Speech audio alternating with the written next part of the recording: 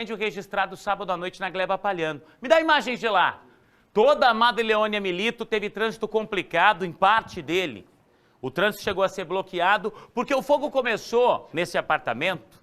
E aí as causas são misteriosas, tá? Diz que foi um curto-circuito num televisor.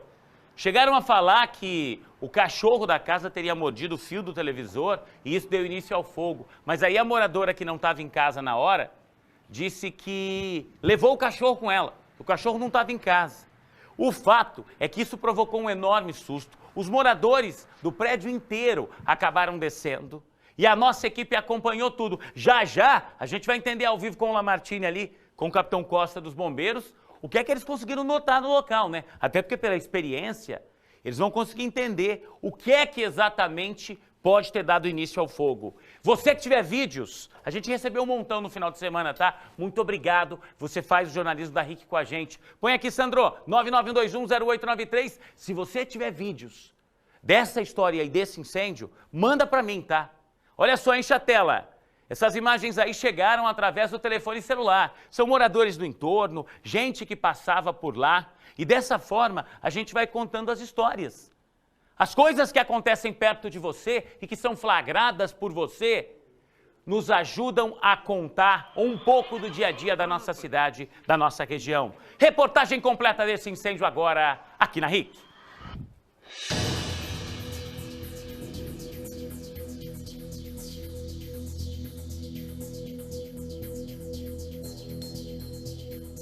A multidão que se aglomerou no canteiro central da Avenida Madre Leônia olhava apreensiva para o alto, tentando entender o que estava acontecendo. As labaredas do grande incêndio em um apartamento do 8º andar chegaram a atingir o teto e estouraram a janela do quarto. A fumaça preta se espalhou pela vizinhança e foi sentida por moradores dos últimos andares do edifício. Eu estava lá sentado no sofá, ouvi os gritos de fogo, fogo, fogo. Aí a gente saiu fora e já viu a fumaça, e ficou todo mundo desesperado. Eu moro no 13º, desci os 13 andares pela escada. Quando os moradores perceberam o incêndio, desceram desesperados para a rua. Alguns conseguiram pegar seus pertences, mas muitos tiveram tempo apenas de resgatar crianças e animais de estimação. A família do Bruno estava se preparando para dormir quando a filha dele, de 6 anos, percebeu o fogo. Eu ia fazer a nenê dormir e aí, um pouquinho antes dela escovar o dente, sentiu o cheiro de fumaça e a gente até ignorou, porque às vezes tem fumaça mesmo, por causa do mato aqui perto. Mas aí passou um minuto depois, ela foi na janela olhar e viu as labaredas de fogo bem altas já. E foi o momento que a gente começou a ouvir também o pessoal gritando de prédio vizinho aqui da frente, que estava pegando fogo. Daí na hora a gente só pegou o cachorro que estava ali, que dava, e já saiu já descendo já. Mas desesperador, né? Ter que descer assim, correndo às pressas, num sábado à noite. Sim, porque você tá tranquilo, vai fazer criança dormir, aí tá, de repente assim, do nada, tem pegando fogo, você não sabe o que tá acontecendo.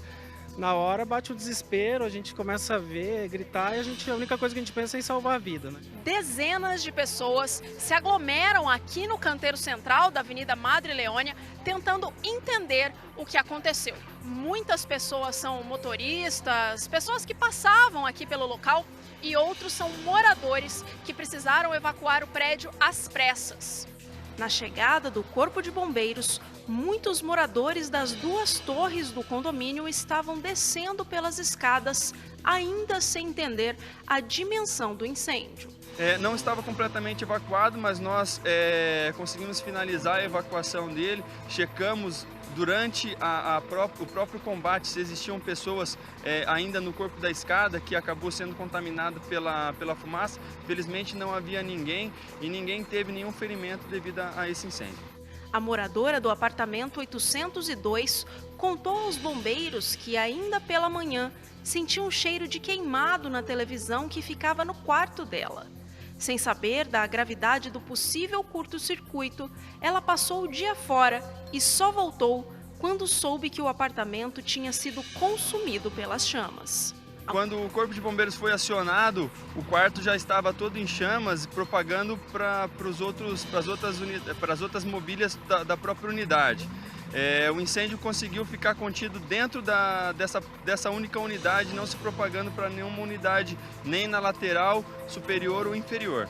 Mas o apartamento atingido ficou completamente destruído? Qual que é o estado? O quarto que teve o princípio de incêndio, ele ficou totalmente destruído, e o restante do apartamento teve grande parte dele também pela caloria danificado. A mulher ficou tão abalada com a notícia que passou mal e precisou ser atendida por socorristas do SIAT. A moradora da unidade acabou passando mal pela uma situação mais de nervosismo, mas a nossa ambulância esteve no local para prestar o atendimento a ela passa bem. A fachada do prédio ficou tomada pela fuligem. O apartamento atingido ficou bastante danificado e o quarto onde o fogo começou ficou completamente destruído. Cerca de 2 horas depois do incêndio, os bombeiros liberaram os moradores das 2 torres para retornar aos apartamentos. Felizmente, ninguém ficou ferido. Bom, a grande dúvida agora é essa, né? Como é que o fogo começou? Eu sei que esse trabalho de investigação, ele é da perícia técnica, os peritos estiveram no local, fotografaram, vai haver um laudo que deve ser divulgado aí nos próximos dias. Mas, ô Lamartine, os bombeiros, pela experiência que eles têm alguma suspeita? O fato do televisor ter dado início ao incêndio parece que já é uma certeza, né? Só não se sabe o que é que provocou esse curto-circuito, é isso? Exato, Juliano. Pode-se dizer que isso é um indicativo do que poderia ter iniciado esse incêndio, ou mesmo um curto-circuito, e eu continuo aqui com o capitão Costa. Capitão, eu faço a mesma pergunta que fiz do incêndio anterior. Já se pode saber como que tudo começou, ali no caso da gleba palhana?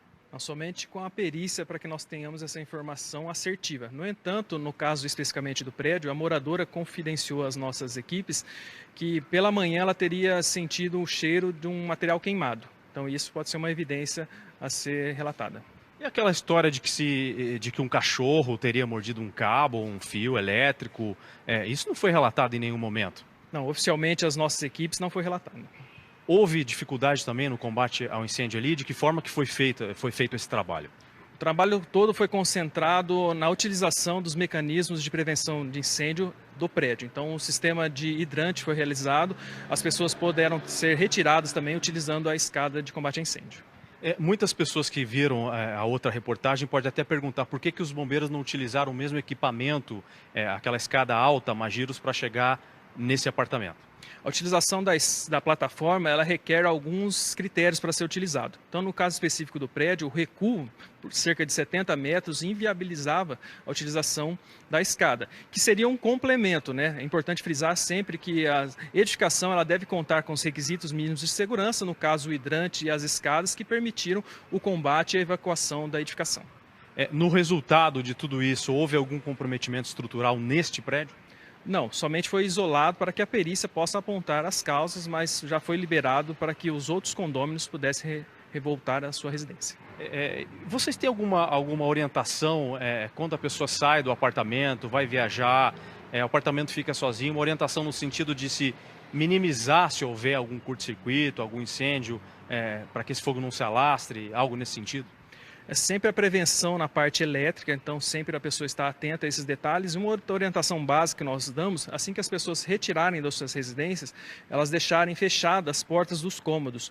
Isso serve como um isolamento e minimiza os riscos de propagação desse incêndio. Seria mais ou menos a função daquela porta corta-fogos, claro que é um outro material, é muito menos resistente, mas o ideal então é, quando viajar, fecha todos os cômodos da casa, com todas as portas encostadas, fechadas. Isso, elas não precisam ser trancadas nas chaves, somente encostando elas no batente, ela possibilita essa isolação, tá? E essa propagação, ela minimiza esses riscos do incêndio.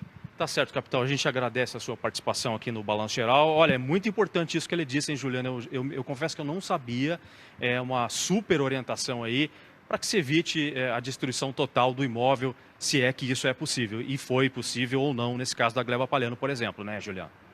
Exatamente, manter então os cômodos fechados e, claro, né, ter porta corta-fogo de verdade, que em alguns casos é quase que cenográfico, né? A porta não corta fogo nenhum, porque essa porta é cara, tem condomínio que dá uma engambelada lá, colocar essa porta de verdade e mantê-la fechada também. Obrigado pelos detalhes, Lamartine.